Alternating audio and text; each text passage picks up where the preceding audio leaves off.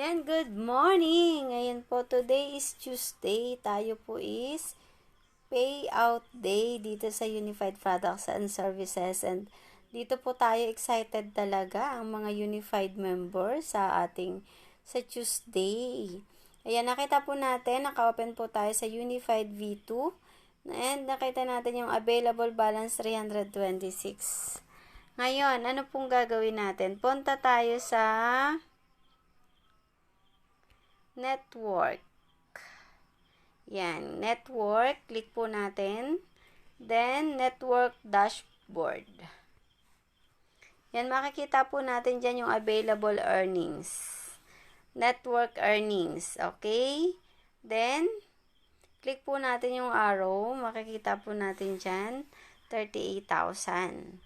Ngayon, paano ba natin siya mapipay out? Lagay lang po natin, i-click po natin Unified Pay. And convert, nakita natin convert available balance to eCash. Yan, i-convert na natin.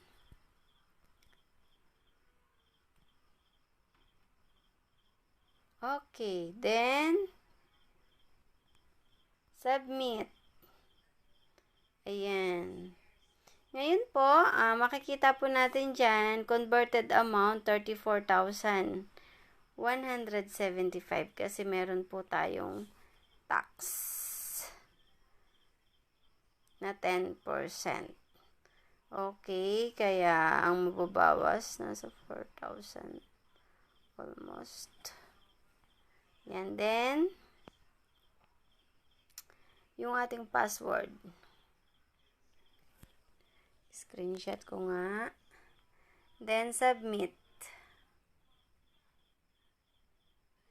Ito, nandito na nga po. Na-transfer na po natin.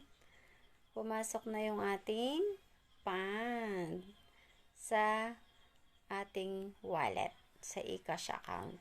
Okay? Thank you po and that's all.